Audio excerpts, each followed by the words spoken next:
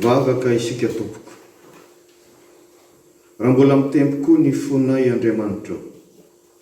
Raha mbola mikorina ty anatinay ny raha, dia ianao no iderainay, ianao no isaoranay, ianao no ireharehanay. Fa Andriamanitra fitiavana, Andriamanitra tsara ary manao tsara eo amin'ny fiainanay. Misaotra mitaonanay hiaona aminao, hitohaka aminao ary handray ny fampaherezanao indray. Mitenena fa voninkiana izahay. Amin'ny anaran'i Jesosy Kristy. Amen.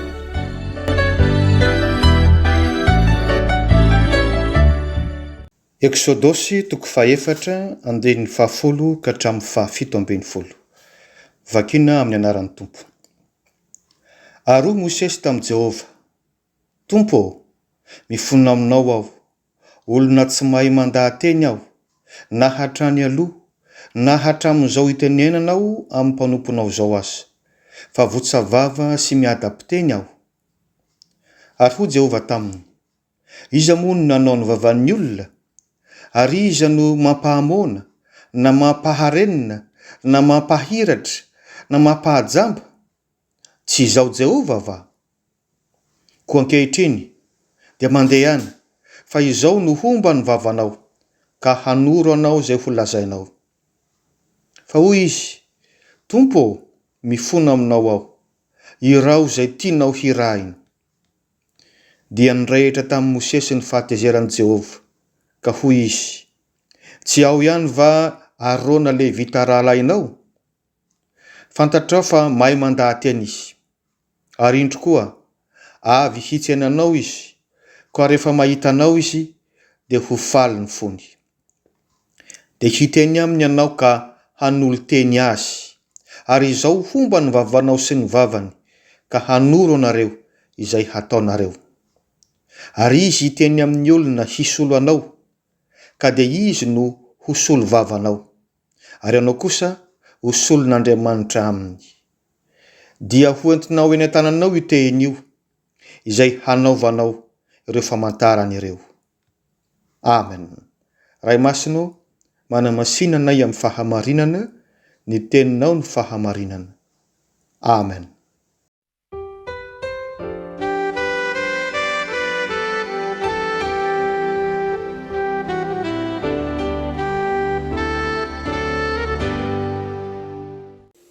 Arak'izany ndiavana ny afatr'Andriamanitra ho antsika amin'ity anio ity, dia arak'izay hita ao amin'ny Eksodosy toko 4 andininy 10 ka hatramin'ny 17.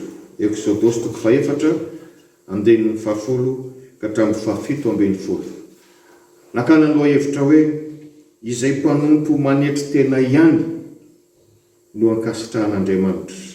Izay mpanompo manetry tena ihany no ankasitrahan'Andriamanitra.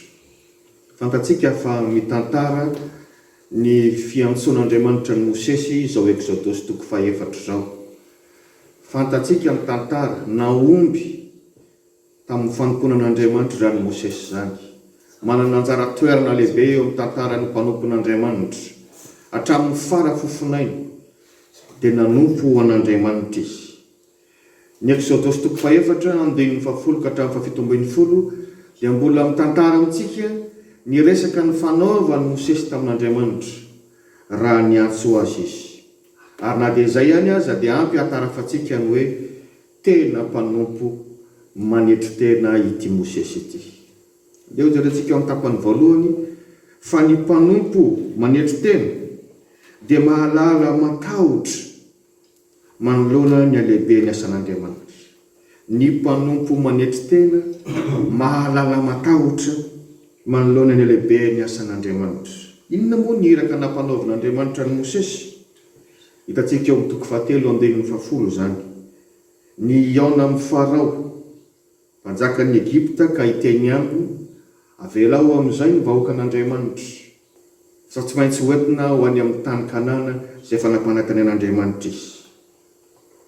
To vita indray milaza izany iraka mpanaovana Mosesy zany, nefa zavatra haharitra 40 taona mahery tomora mpitenenana nefa isedrany karazan-java tsarotra maro ifampirarahany amina manam-pahefana amina vahoaka mafiatoka iarahana miasa amin'ny mpanompo maro samihafa. Ratsorina dia zao tena lehibe ny iraka ampanaovina ny Mosesy ka natahotra izy ary rariny any amin'ny maha-olombelona azy. Dia ho jarentsika ahoana nanehoany Mosesy ny fatahorana tao anatiny tao. Voalohany dia nilazany tamin'Andriamanitra, iza moa aho no iresaka sy fandahatra amin'ny Farao? Iza moa aho no iresaka sy fandahatra amin'ny Farao? Fantany tsara mantsy ny toe-tsain'ny olona rehefa mahana fahefana dia anjakazaka. Ny olona rehefa mitombo harena mazana mora miazona po. Fiatsika sy hevitra faharoa nanehoany Mosesy ny tahotra tao anatiny. Ondray izy tamin'Andriamanitra, tsy ino any zanak'Israely hoe niantso ahy ianao ary maniraka hitondra azy ireo. Tena n'izany Mosesy satria mba fantany tsara ihany koa ireo zanak'Israely ireo. Impiry moa zanak'Israely no tsy nivadika manome tsiny any Mosesy, ary ny andro tokony ny andro ny aza sy ny fanompony dia laniny tamin'ny fitsarana ny ady fanaovany zanak'Israely. Ary eto amin'ny 10:10 amin'ny Eksodosy 4:4 dia mbola naneho ihany zany tahotra sy ahiahy izany Mosesy ka hoy izy hoe: Jehova, tsy mahay mandahateny aho, tsy mahay mandahateny aho. Trany mahagaga ihany zany satria 40 taona no nitaizana sy niaina ny Mosesy tao andapan'ny Farao, nomena ndraikitra izy tao nefa milaza ny hoe tsy mahay mandahateny aho. Rehefa zany nandritra ny 40 taona izy no nofan'ny jetro mpisorona tany Midiana izay tonga rafozany moa. Zay vao tonga amin'izao antson'Andriamanitra zao nefa dia sahany milaza hoe tsy mahay mandahateny aho. Ratsorina dia zao tena maneho ny fanetretenan'ny Mosesy zany filazany zany. Ny mpandinika tantara tokoa moa dia milaza ny hoe somary miada-piteny, somary miakanaka-piteny zay izy. Kanefa na dia zany azy, lehilahy lehibe nanany maizy azy, fa te haneho ny fanetretenany mihitsy hoe iza moa izao ve no andahatra natrehan'ny mpanjaka ary tsapan'Andriamanitra izany fanetretenan'ny Mosesy zany, ka tsy niala taminy izy fa izy ihany no ny antefan'ny fiantsonana hanafaka ny zanak'Israely. Ry havana malala, raha resy lahatra koa ianao fanatsoan'Andriamanitra, tsarovy fa ny asa fanomponana an'Andriamanitra tsy kilalao. Tena zavatra lehibe, zavatra saropady, tsy takatry ny saintsika, hatraiza ny alaliny, hatraiza ny ahavony. Iza moa isika no mba antsoan'Andriamanitra nao ny asany? Na izay iseho raha-pitso ho aza, tsy takatry ny saintsika. Ekeo fa mampatahotra ny asan'Andriamanitra, lehibe ny asan'Andriamanitra, ka ilana ny heriny, ilana ny fitarihany. Aoka tsy sasa ratsy hiteny hoe mandeha ho azy zany fiainam-piangonana zany, efa mahazatra io. Tsia, kely sy bitika isika manoloana ny asan'Andriamanitra. Aoka hahalala tahotra. Natahotra Mosesy, fa soa ihany noentiny teo anatrehany Jehovah Andriamanitra izany tahotra zany tamin'ny alalan'ny vavaka. Ary rehefa miaona amin'ny Jehovah Andriamanitra isika ao anatin'ny fanetretena toy izany, mampahery sy mamaly antsika izy. Ho Jehovah Andriamanitra tamin'ny Mosesy ao amin'ny 12:20, mandeha any, izao no homba ny vavanao ka hanoro anao izay ho lazainao. Raha mbola nitaraina ihany Mosesy satria manandrariny ihany izy tamin'izany hoe zany ka miakanakana amin'ny teny fa mba manendre olona hafa. Dia amin'ny 12:20 namarindra Jehova hoe: ary arona raha alanao dia hiteny amin'ny olona isomanao, izy no osolo vavanao, ary anao kosa osolon'Andriamanitra aminy. Zany ny Andriamanitsika mampahery raha matahotra na misalasala isika. ary maniraka atsika rehefa maneho fanetretena tahaka izany isika. Izy mampaompy. Ny fizarana faharoa sady farany dia izao: ny mpanompo manana fanetretena manaiky ho baipon'Andriamanitra. Ny mpanompo manana fanetretena manaiky ho baipon'Andriamanitra. Rehefa avy naneho ny fitahotra tao anatiny teo anatrehan'Andriamanitra i Mosesy satria tsaron'ny lehibe le asa. Iza moa izay izy no hanao izany asan'Andriamanitra lehibe izany?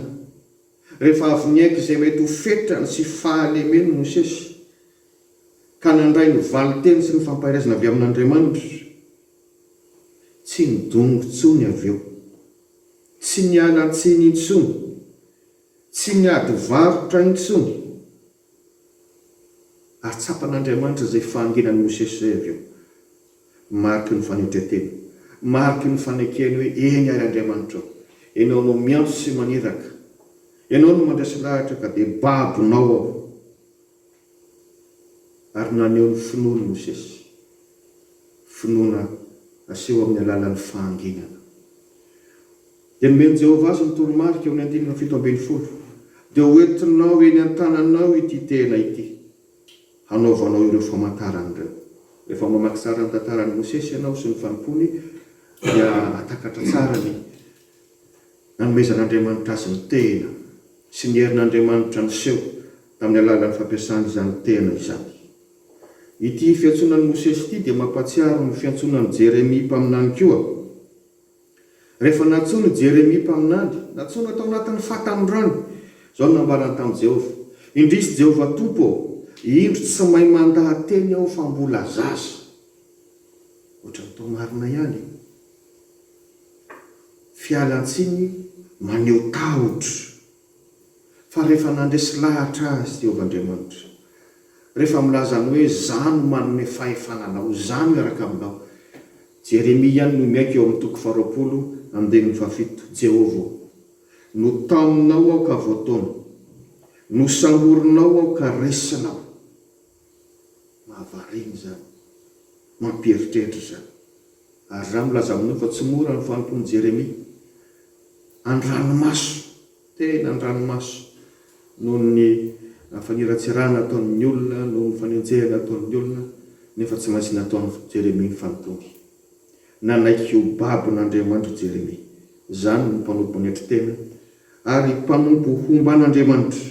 Tahaka izany koa Mosesy eto, tsy nalao bava intsony. Nanaiky ny babon'Andriamanitra, nanaiky ny planin'Andriamanitra, ary mba anehon'izany dia niraisiny tena izay nasain'i Jehovahandriamanitra niraisiny. Arak'izay voalaza amin'ny 1:20. Nandeha niverina ho any amin'ny jery rafozany Mosesy ka nidianaka nanao taminy hoe: masina ianao, aoka ho andeha hiverina ho any amin'ny rahalahako izay any Egypta. Izany hoe nandeha nanatanteraka ny iraka nampanaovan'Andriamanitra azy. Ry havana malala, maro tamintsika koa no mety natahotra rehefa miantso Andriamanitra. Rehefa misy fanentanana ho amin'ny asan'Andriamanitra dia tsaro fa antson'Andriamanitra izay. Maro tamintsika ny mialatsiny rehefa natsona hiditra sampana, natsona hanao dekona, natsona hianatra sefala sy ny sisa. Eny mety ny fandahatra sy ny ady varotra tahaka nataon'i Mosesy azy. Tsy maninona fa izay ilay maha-olombelona. Fa tsy maintsy mipetraka ny fanontaniana: azahoaiza kosa ianao ankehitriny? Sao dia mbola tavela eo amin'ny dingan'ilay matahotra fotsiny ihany. Sao dia mbola tavela eo amin'ny dingan'ny fialan-tsiny hatrany fotsiny ihany. Sao dia fomba fotoana ny androsony izao. Dia ny mbola tsy manapatra ny fahatezerany aminao Andriamanitra, tahaka nanehon'ny hatezerany, nanehon'ny loza tamin'ny Jona tany am-pandosirana. Mitodika aminao ny tompo anio, mandehana, tanterao ny fanomponao. Hoy aho mamarina ry havana, Jesosy Kristy no tena modely tamin'ny fanompona feno fanetretena tetỳ an-tany. Fa na dia nanana ny endrika azy Andriamanitra aza izy ny soratra masina, dia nifoana ny tenany tamin'nakany ny endriky ny mpanompo, nanetry tena ka nanaiky hatramin'ny fahafatesana teo ambony azy fijaliana, nafoy hatramin'ny ainy aza mba nafahana antsika. Ho aza misaraka amin'ny Jesosy Kristy ianao, fa fomba anao tokoa izy arak'izay fananam-panatenaiky. Mandeha ihany ioregny amin'ny finoana ary tanterao ny zara famponao. Amen. Chers frères et sœurs en Christ, notre méditation pour cette semaine est tirée du livre d'Exode, Exode chapitre 4, versets 10 à 17, dont le thème est « Dieu n'apprécie que le serviteur humble ». Dieu n'apprécie que le serviteur humble. Nous savons tous que Moïse a accompli sa mission jusqu'à son dernier souffle. Et cela a plu à Dieu. Mais quel est son secret? C'est simple. Il a servi Dieu en toute humilité. Il a servi Dieu en toute humilité. Exode 3 et 4 nous relatent l'appel de Dieu adressé à Moïse. Et ici, au chapitre 4, versets 10 à 17, nous avons la suite de sa discussion avec Dieu. Alors, en première partie, nous allons voir qu'un serviteur humble éprouve d'abord de la peur face à la grandeur de la mission. Un serviteur humble éprouve d'abord de la peur face à la grandeur de la mission. Dieu a appelé Moïse à sa manière, dont la mission est de convaincre le pharaon d'Égypte à libérer le peuple d'Israël et de le conduire à la terre promise, selon le chapitre 3, verset 10. Une mission qui va durer plus de 40 ans. Une mission dans laquelle Moïse rencontrera des difficultés, car il va négocier avec des dirigeants autoritaires. Il va endurer les critiques et l'incrédulité du peuple. Alors, c'est normal si Moïse a eu peur au début. Allons voir comment Moïse a manifesté sa peur. Sa première réplique a été « Qui suis-je pour négocier avec le Pharaon? Qui suis-je pour libérer et diriger le peuple de Dieu à la terre promise ?» Une question que nous aurions tous dû se poser. Qui sommes-nous pour que Dieu nous appelle à son service? Moïse sait bien que le peuple en question est un peuple râleur et rebelle. C'est pourquoi il a ensuite dit à Dieu, « Le peuple ne me croira pas que tu m'as appelé et envoyé. » Et ici au verset 10, Moïse a avoué, « Ce n'est pas possible, Seigneur. Je n'ai pas la parole facile. J'ai beaucoup trop de peine à m'exprimer. » Tous ces arguments, toutes ces excuses nous montrent combien Moïse a eu peur. Heureusement qu'il les a confiés à Dieu à travers sa prière. Chers frères et sœurs, ne vous inquiétez pas. C'est tout à fait normal si nous avons peur au moment où Dieu nous appelle. C'est normal si nous nous sentons incapables, impuissants, lorsque Dieu nous confie une mission quelconque. C'est normal car servir Dieu n'est pas un jeu. Que personne ne sous-estime les œuvres de Dieu. Que personne ne se vante qu'on a l'habitude, on a les expériences et que tout se fera facilement. Tout ne sera pas facile. Mais lorsque vous faites comme Moïse, c'est-à-dire exposer à Dieu dans la prière vos peurs, vos doutes, notre Seigneur pourvoira. Et c'est ce qui s'est passé avec Moïse. Dieu a tout prévu. Il a répondu à Moïse au verset 12. « Eh bien maintenant, va. Je serai avec toi quand tu parleras. Je t'indiquerai ce que tu devras dire. » Dieu lui a envoyé aussi Aaron, son frère, le Lévite, comme collaborateur. Chers amis, je ne sais pas si vous êtes comme moi, mais souvent je tremble quand je lis la déclaration, ou plutôt la prophétie de Jésus, sur ce qui va se passer au jour du jugement dernier, dans Matthieu 7, 22, 23. Le Seigneur a dit, au jour du jugement, beaucoup me diront, Seigneur, c'est en ton nom que nous avons été prophètes. C'est en ton nom que nous avons chassé des esprits mauvais. C'est en ton nom que nous avons accompli de nombreux miracles. Ne le sais-tu pas? Alors je leur déclarerai, a dit le Seigneur, je ne vous ai jamais connus. Allez-vous-en loin de moi, vous qui commettez le mal. Mais à qui s'adressera-t-il à ce moment-là, d'après vous? C'est aux pasteurs, aux bergers, aux diacres, aux membres de bureau des différents départements, bref, à des responsables dans l'Église. Ça me fait peur. Alors, examinons-nous nous-mêmes. Si jamais nous servons seulement le Seigneur par habitude, par expérience, si jamais nous servons seulement le Seigneur à notre manière, mais non selon la volonté de Dieu. Comme les Saintes Écritures l'ont affirmé, un bon serviteur doit être prompt à écouter, lent à parler et lent à se mettre en colère. Dans la deuxième et dernière partie de notre méditation, nous verrons qu'un serviteur humble se laisse finalement séduire par Dieu. Un serviteur humble se laisse finalement séduire par Dieu. Moïse a le droit de manifester sa peur face à la grandeur de la mission. Il a le droit d'avouer ses limites. Mais après avoir écouté la promesse de Dieu, il ne se plaint plus. Il se tait et se laisse séduire. Il a suivi à la lettre les consignes de Dieu, en commençant par prendre son bâton.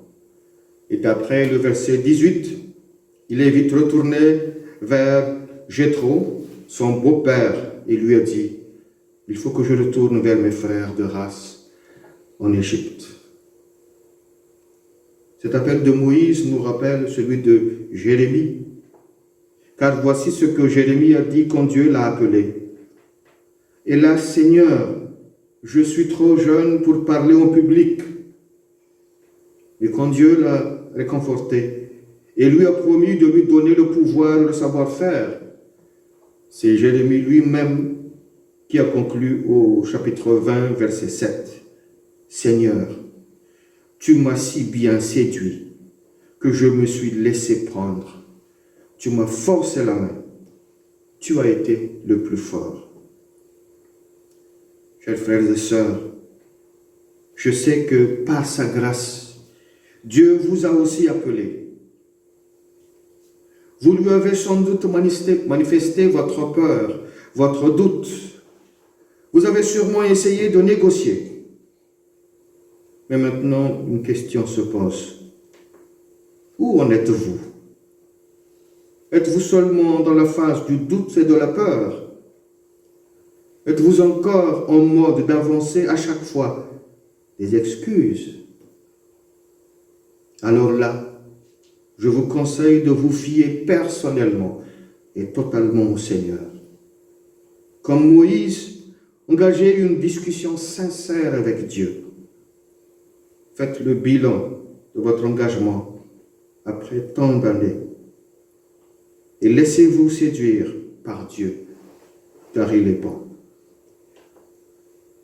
Chers frères et sœurs, Moïse n'était que l'ombre de Jésus-Christ, l'agneau de Dieu. Et oui, Jésus-Christ, bien qu'il possède la condition divine, il a pris la condition de serviteur. Il a choisi de vivre dans l'humilité et s'est montré obéissant jusqu'à la mort sur la croix. Alors, Recevez-le dans votre cœur, dans votre vie, et vous serez un serviteur humble, apprécié de Dieu. À Dieu seul soit la gloire. Amen.